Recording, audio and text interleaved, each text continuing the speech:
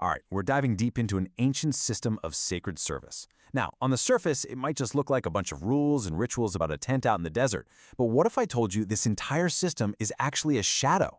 Something pointing to a much, much bigger reality. Let's get into it. So that leads us to the big question, right? What on earth can an ancient tent and the people who took care of it really teach us about theology? It seems kind of random, maybe even a little dusty.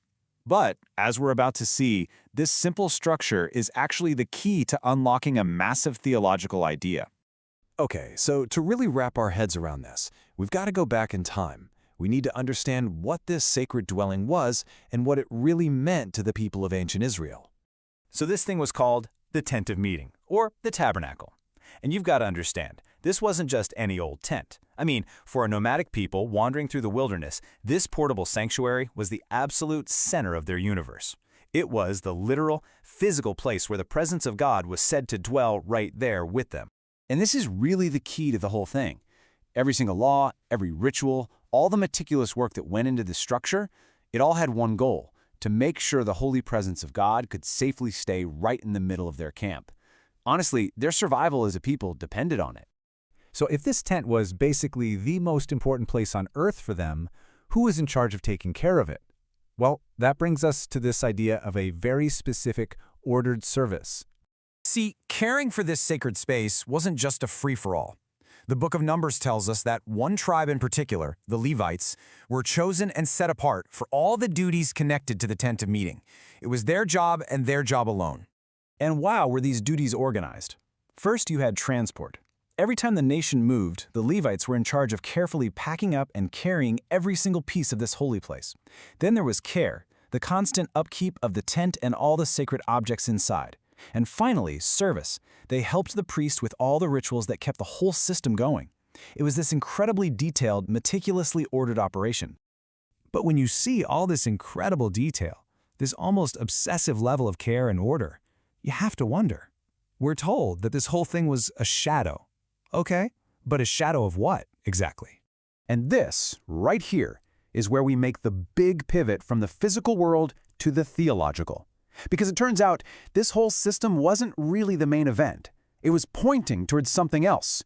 It was a shadow of a much, much greater reality.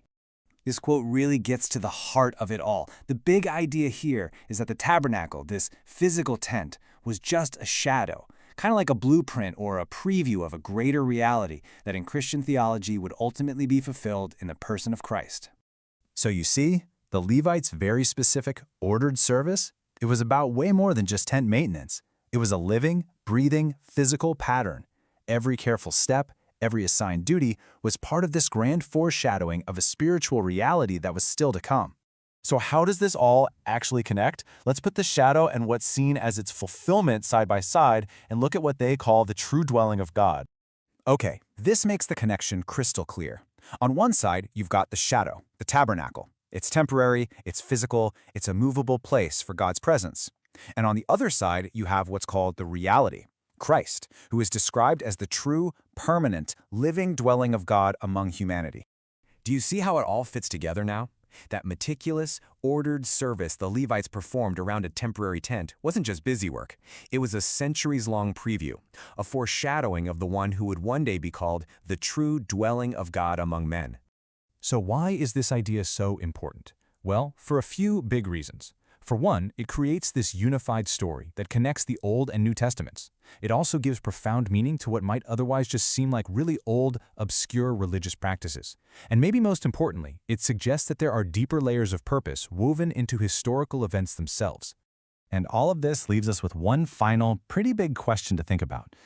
If this ancient system of service was a pattern pointing to a future reality, it really makes you wonder, doesn't it?